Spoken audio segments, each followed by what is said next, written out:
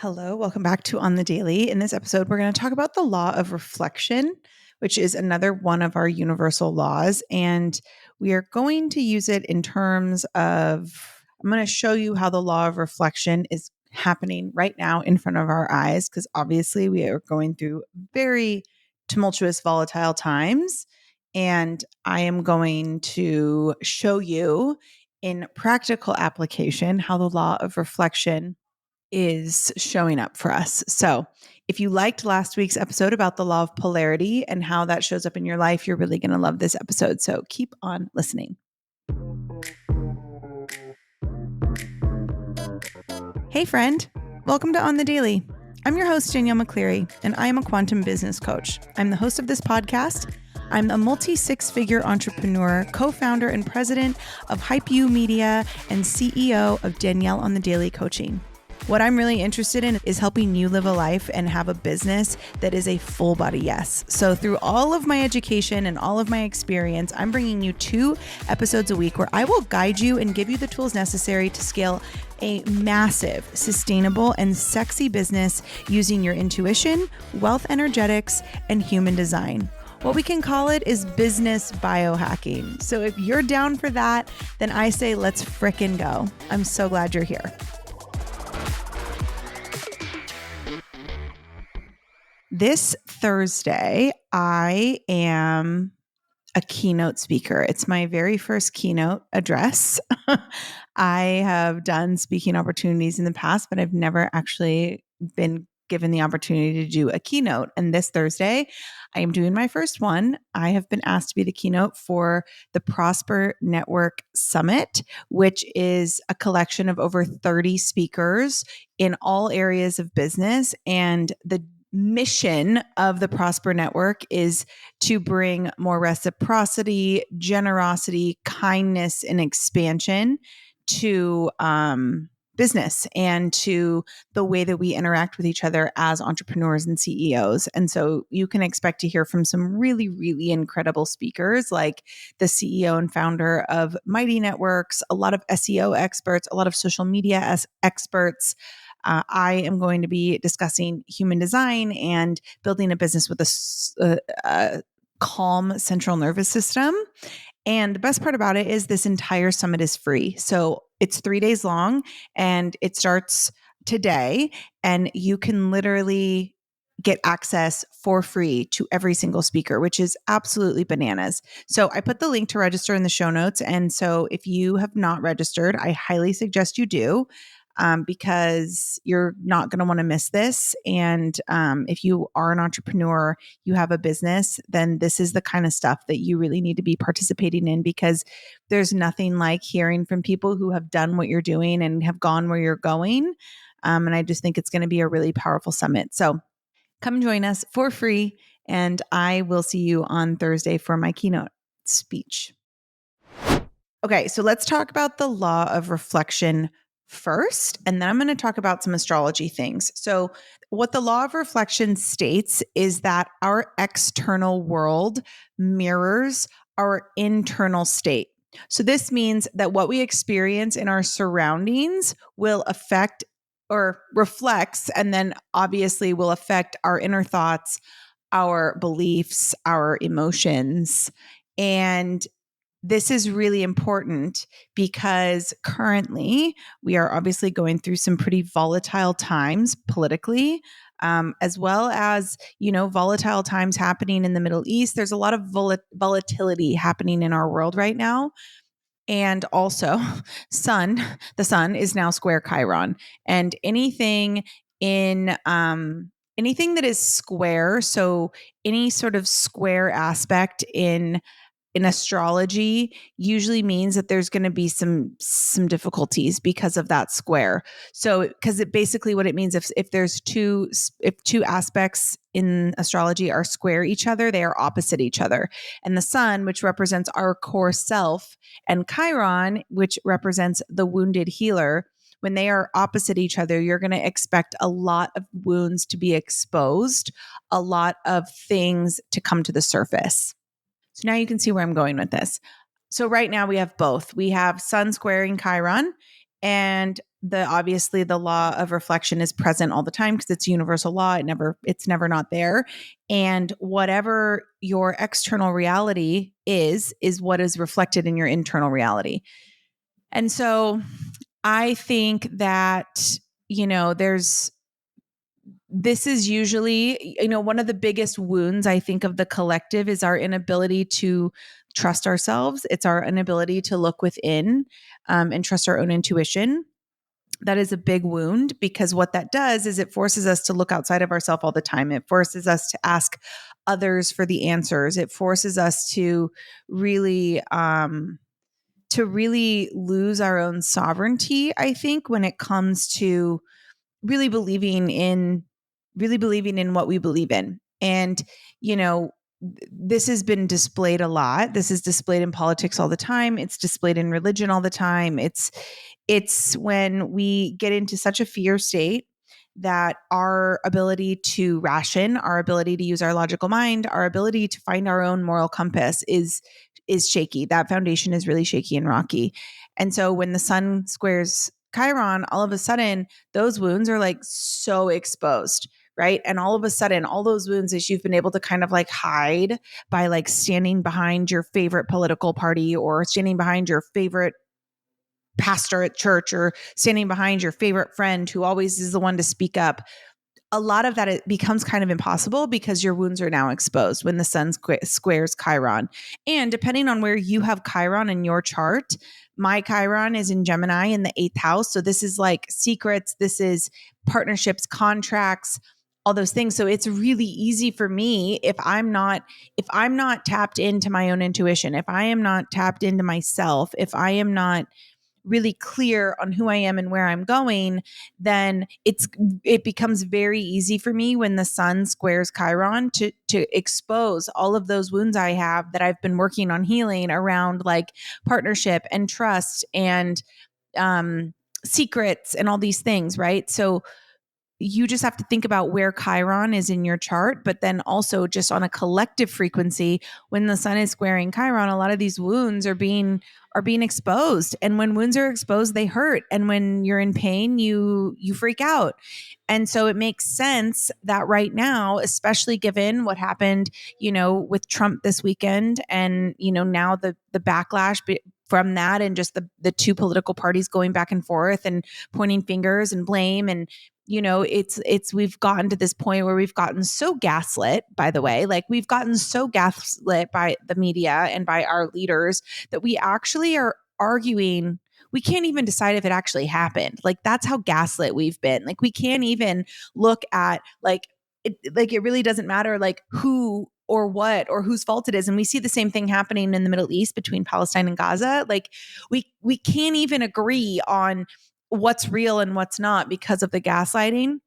And what that does is it puts us into this fear state. So we're looking outside of ourselves, and that fear is being reflected in our outer reality. And then that is just being reflected back to our inner reality. So we're just living in this state, this cyclical cycle of fear and doubt and worry and scarcity. And what that does is it makes us angry. It makes us hate our neighbor. It makes us point fingers. It makes us blame other people. Because if we've put all of our trust and our hope in sources outside of our own intuition, then when those wounds are exposed and it starts to make us feel a little bit nervous, then it's like, well, it's like kind of that energy of like, I trusted you and I'm still uncomfortable. And so we start to do the blame game, right? We start to point fingers at each other. And really what we all need to come back to, is the understanding, first of all, of the law of reflection, and realize that literally whatever you are experiencing in your external reality will be reflected in your internal reality. So if externally you are thinking that people are the enemy, if you're convinced that everything is going to go horrible and that like your life is going to be over and, all these things, then that is just going to be reflected internally for you all the time. And it's going to make it really hard for you to get out of that cycle of fear, shame, woe is me, guilt, whatever it is that you're feeling. Whereas if instead we come back to ourselves, we get really clear on our own moral compass, we get really clear on our own intuition, we sit with our bodies, we can come back to our bodies and really feel where the ground is and really, get out of our head and stop overthinking and the what ifs and the if this happens, then that'll happen, and really just focus on what's happening in front of us, right? Like literally just take it one step at a time. Like for me, and I'll tell you how I've done this, and obviously you are your own sovereign being with your own intuition. So the way that you do this may be completely different than me, and I am by no means telling you that like the way that I do it is the only way. But when the news came out about Trump getting shot this weekend, the very first thing I did was turned off all the news. I like saw the facts, watched the video, which by the way, like we shouldn't be able to see stuff like that. Like we've just been so oversensitized and desensitized to like all of the things that happen. But anyway, that's a different story. I digress on that. But I immediately turned off all the news and I thought to myself, could this have been staged? Yes. Is that probable? No.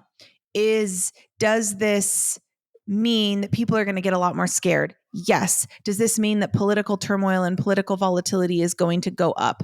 Yes.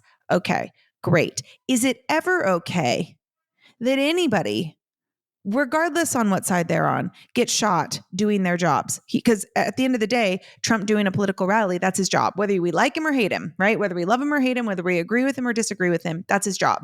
So is it ever okay that somebody has to fear getting shot and that innocent people that are there to watch that person do their job, is it ever okay that they get shot? My internal compass was like, no, not okay.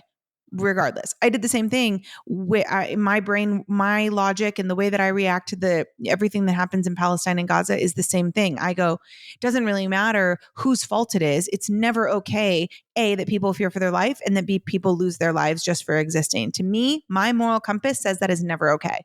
And I'm not going to sit in that frequency. I'm going to get above the frequency and I'm going to start to focus on moving forward and bringing more light to the collective, because I know if I can emit more light into the collective, then that is an external reality that will be reflected back to my internal reality.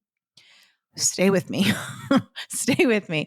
So here's what I recommend, because it's very easy to get sucked back into a lower frequency of guilt, shame, anger, fear, blaming, right? Vitriol, angst. It's very easy to get sucked back into that kind of frequency. And right now, we have never needed light more. We've never needed healers more. We've never needed empaths more. We've never needed intuitives more. We've never needed your intuition more, because if everybody can take a second, pull back, tap into their own intuition, their own moral compass, and feel really grounded in the way that they see the world, even if it disagrees with somebody else, right?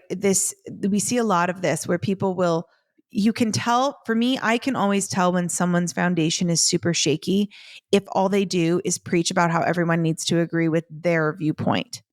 Even if they think their view, even if somebody thinks their viewpoint is the most morally sound viewpoint, it's still subjective, right? It is still their viewpoint based on their lived reality and the way that they see the world, which could be very different from somebody else who has a completely different reality and a lived reality and experience of the world. And so anybody who needs to me, it's a sure tell sign that somebody is standing on shaky foundation when they are just condemning and damning anyone who does not agree with them. Because this tells me like that person needs other people to validate their experience in order for them to feel really good about their experience. Where if you can come back to yourself and you can get really clear on what you stand for, and you can get really grounded in your own intuition, and you can get really solid in your own body, then you won't feel the need to go out into the public and like damn people for disagreeing with you. Instead, you can just focus on sharing the light and spreading the light and building the light and communicating with other light workers and people that are here to bring more joy, more love, more positivity, more gratitude, more understanding, and more conversations to the collective, right? This doesn't happen. The gaslighting, it continues because we allow it. And it stops when the minute we all decide that it stops. And that's not I can't be the only one. You can't be the only one. She can't be the only one. It's an all of us or none of us kind of deal. And what that means is we have to be okay with the fact that like our lived reality is going to be very different than somebody else's lived reality. And that means that we may disagree on some things. But if we can all come to the understanding that we are all trying to make the world a better place, that we are all trying to be there for one another, even if we disagree with them, Imagine what kind of reality that would create externally and then reflect internally. Imagine how much more peace we would feel. Imagine how much less angst we would feel, anxiety, right? You see, anytime something like this happens in the external reality with like Trump getting shot, like look at what happens to the stock market. Look at what happens to conversations between people. There's a lot of people filing for divorce. There's a lot of people in like this really weird energy. And that's because the sun is conjunct Chiron or square Chiron, which means that our wounds are exposed. And if people are not able and have not learned the skills, if you have not learned the skills to come back to yourself, AKA tend to your wounds and not just put a band-aid on it, but actually like heal your wounds. If you haven't learned to do that, then it's just going to hurt. And the more it hurts, the more angry you get and the more fearful you get and the more pain you're in. And when you are living in that external reality of pain and fear and anger, that's what's reflected internally for you. And that's the law of reflection. Every single thing that we have in our external lived reality is reflected back to our internal thoughts and emotions. Right? So you don't need to be in the frequency in order to care. You don't need to be checking Instagram and scrolling and watching that video over and over and over again in order to prove that you're a good person. You don't have to do that. I don't know if anyone's told you that, but you don't have to do that.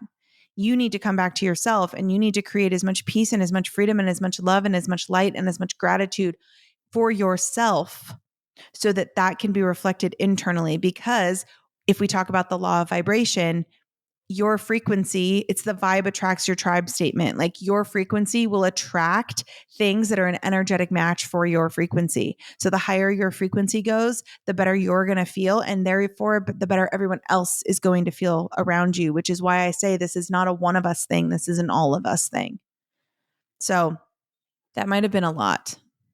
But you can see how applying these concepts to the way that I build businesses, the way that I coach my clients, the way that I interact with social media, the way that I interact with my family, the way that I interact with my son, the way that I interact with strangers, applying these universal laws and these concepts and this ability to be so tapped into myself, it makes for a happier existence. It helps the collective. You're not just doing this for yourself, right? Being so tapped into yourself is not just helping yourself. It's affecting the external lived reality that everybody gets to reflect off of.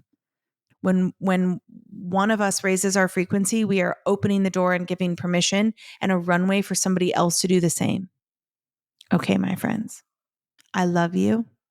And I hope more than anything you believe in and anything you trust your own intuition and you trust your own moral compass the most.